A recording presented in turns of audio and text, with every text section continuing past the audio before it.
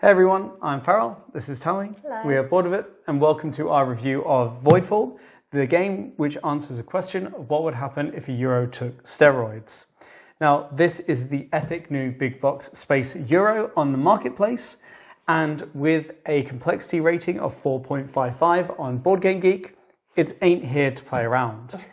So in Voidfall, players will take on the role of a galactic house, fighting against the Voidborn, another interdimensional creature intent on consuming and infecting our universe. For 1 to 4 players, Voidfall can be played solo, competitively or cooperatively, but we're going to mainly focus on the angle of the competitive version, even though the core mechanics are the same. Turning to gameplay, has a little bit of everything that you like from your favourite Euros.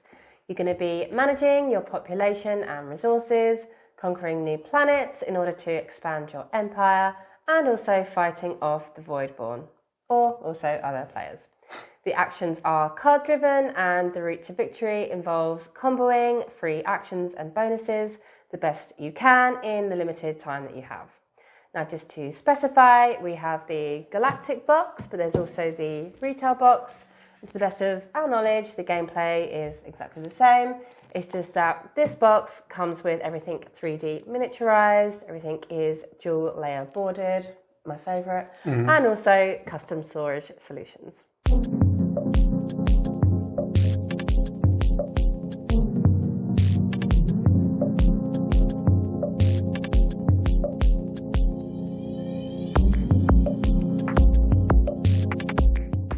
Voidfall is scenario-based, so you'll first pick a scenario to play, which will alter the map setup and also give new gameplay considerations. There'll also be suggested houses to play as for that scenario. The houses have their own technologies, giving them special abilities, a unique starting setup, and potentially also unique action cards and house powers. Voidfall will last 3 cycles, which could be considered as the game's rounds. And in each cycle, there will be a variable number of turns as decided by the event card for that cycle. On your turn, you're going to take one of your action cards and play it. And alongside that, you could also play a trade token or an agenda card. Now, these cards have 3 actions on them, and you'll be able to do 2 of them in any order. Or if you played that trade token, you can do all 3. The agenda card will go to the area on your board, and it will be scored at the end of the round. We won't go through each individual action, but essentially what you're doing is putting guilds on the board, which allow you to increase your production values based on your population dice, and adding installations, which can be used as defense in combat, or building workshops, which will allow you to deploy more ships. You'll also be invading adjacent sectors so that you can build all of the aforementioned stuff and expand your territory, as well as building new technologies to get special powers and moving up civilization tracks on your player board. There are 3 main ways to score points. The first being in-game. You'll get points for this and that, bits and bobs, maybe because you're the first person to take a technology, maybe you did something that triggers a bonus from your house. Either way, these will add to a little bit of your score. Second thing is combat, which is also in-game, but when you successfully invade a sector, you get a glory token, usually, and then you score for all your glory tokens. So if you keep doing this, you accumulate more, and you can end up scoring quite a large amount over the total game period. The third way, and where the majority of players are going to score the majority of their points, is the agenda cards. At the end of each round, you score these, and they're essentially task cards that will give you a task and you'll get points for completing it. So it's either do this and then get a set amount of points, and that's valid once, or it will be for every time you do this, get X amount of points, which you can do over and over and over. The first point to discuss when talking about Voidfall is the complexity and the intensity. There's a real time investment to be made to get up and running. Sorting out the components is an absolute bear, and setting up is just about as long as it could be. Even worse, because it's scenario-based, unless you want to play the same scenario over again, there's not even any time to be saved by leaving it out on the table. And then you have to learn the rules. However, there is a really good tutorial which does a brilliant job at easing you in and giving you limited choices so that you can get to grips with the systems, and then it spoon feeds you more mechanisms and choices as it progresses. But we will say that for us, the complexity and the wall you have to break through is mainly at the beginning. It's learning the rules, internalizing them, playing that first game, struggling through it, struggling through maybe a second game. But then after that, everything comes together quite quickly. The actions are fairly simple and streamlined. Everything works the way you'd expect it to. And the rulebook's really great for referencing stuff. You know, this is a game that I think our first play, we spent 3 to 4 hours on the gameplay. And now it's down to 90 minutes or so at 2-player mind. But the one thing we will say is that there is a lot of icons in this game, probably more than we've ever seen in any other game. And they're clear, but because there are so many, you will, even after you break through this wall and things are flying, you're probably going to be playing with the glossary glued to your hand. The obvious question then is it all worth it? We would say yes. We adore big, complex Euro games with lots of intricacies and choice, which sums up Voidfall pretty well.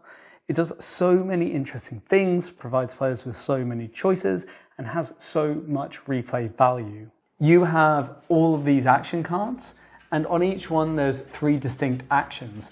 This provides a lot of decision space for the players, and it's terrific fun to unpick these actions and decide what order to play these cards and take these actions, to put yourself in a position to score the most you can out of your agenda and maybe get the bonus of the event card. You know, Voidfall is a game, like many good Euros, where a lot of what you do is going to give you bonuses and free actions, and the act of comboing these all together is very satisfying because you'll likely end up in a position better than you thought you would be in as you kind of rally against the systems and the limitations and break out of them.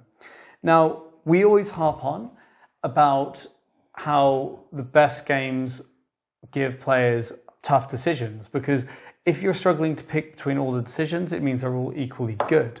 And Voidfall is full of this design, and these action cards are just the start. It's commendable. Even though these actions are diverse, they're also pretty streamlined and simple. So often, turns can be pretty snappy. It can be as simple as first action, put a token on the board. Second action, do a production and adjust your resource trackers accordingly. And then it's the next player's turn. It's the way that Voidfall's systems intersect, the vast array of choices, and the combo bonus-tastic nature that provides all of the crunch, the joy, and the AP. The exception to that rule is the combat. It's completely Euro and deterministic in Voidfall, literally to the point where you just trade 1 damage back and forth to each other, starting with the player or the militant faction who has the highest strength going in. Now, it's not that simplistic because there might be technology and other things at play, but it is an extremely dry portion of the game, to the point where it's so mathematical that there's a companion app to Voidfall and you can do the combat in that. You literally just put in the numbers of stuff you have, the numbers the opponent has, it tells you what happens. It's arguably the weakest point of the game because often combat in 4X games is one of the most exciting elements, and here it's cold hard math. It's also one of the densest areas while you play during the game and in terms of figuring out what's going on, because when you go into combat you have 2 different attack stages, you have different types of ships, you have different installations to consider, you might have faction powers, you might have technologies, and working that all out can be a bit much. It's a real shame because there are some clever ideas at play here, both with how you handle fleet strength and also how technology plays into combat. It's just that you get no real thematic flavour from them. So your fleet strength is measured and represented by these cubes. In most games, 1 ship equals 1 ship. However, here, the strength of the fleet is more conceptual because you can, at will, split a single ship with 3 cubes on it into 3 ships with 1 cube and send them out to different sectors and vice versa. It's a really smart and dynamic system that presents a lot of interesting ways to use it, and it does away with a lot of the movement fiddliness that can be found in other games. Coming back to the technologies, there are nearly 30 in Voidfall, all of which have an upgraded version, meaning you can really build some unique factions. Not all of them are combat related, but they are all fascinating in how they allow you to interact with the gameplay or in how they break the rules. When you combine this with the 14 houses available for play, and how each one of these is unique in some way, you practically have a lifestyle game. In general, there are so many fascinating elements of the design of Voidfall that if you love heavy Euros, then you're pretty much sure to love this. Lots of aspects also have a risk-reward element, which is a delight to navigate. Take corruption, for example, which represents the spread of infection from the Voidborn. Throughout the game, you're going to gain corruption in various ways. For example, taking certain actions makes you gain a corruption as a cost. You have to decide where you're going to put it. You could put it on one of the sectors that you control, but then you won't be able to score for that sector during the agenda scoring phase. Alternatively, you could put it on one of your civilization tracks, but then you won't gain the bonus when you move up that track or score for it, respectively. Oh, and having corruption also makes the Voidborn stronger when they attack. Balancing your corruption, gaining it, removing it, deciding where you put it is a really engaging and interesting puzzle, and it's just one of many, many more decision points scattered throughout Voidfall. All of this combines with the scenarios to create unique experiences almost every time you play, and you're going to have some really great gameplay moments fighting against the Voidborn and going against the challenges that the scenario has put on you and coming out on top. All of this makes it even more disappointing that the scoring is so one note, because you'll get victory points from a few different ways in-game, here and there, bits and pieces, but the majority of most players' scoring is probably always going to come from the agenda cards.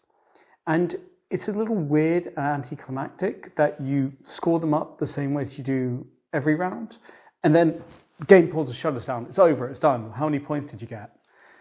It just feels like there should be some kind of big endgame scoring where you measure different metrics, how well you did.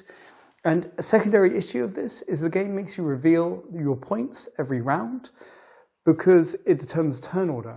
So if you go into the third round and you're 50 points behind someone else, you know that they're only going to end up scoring more agenda points because you generally aren't backsliding, you're getting more as you collect more and you do better. So it'd be very, very disheartening to know that not only do you have to make that gap, you have to then get more than the more they're going to get. So, final thoughts. We could double the length of this review and still not have enough time to say everything that we want. But that's not what we're about, so we'll just say this. Voidfall is a Euro masterpiece, bottom line. The decision space is amazing, the puzzles are engaging, and it's very complex, but also streamlined in many ways. And this could fast become one of our favourite Euro games of all time. However, it's far, far from for everyone. You know, the amount of time you have to spend just getting into it and learning it and setting it up and sorting the components is quite frankly ridiculous. You know, it's probably got the worst setup and teardown of any game in our collection, more or less. And it's not even that you can leave it on the table because it's scenario based. It's a real shame that for a game this epic, all of the scoring essentially comes down to the agenda cards.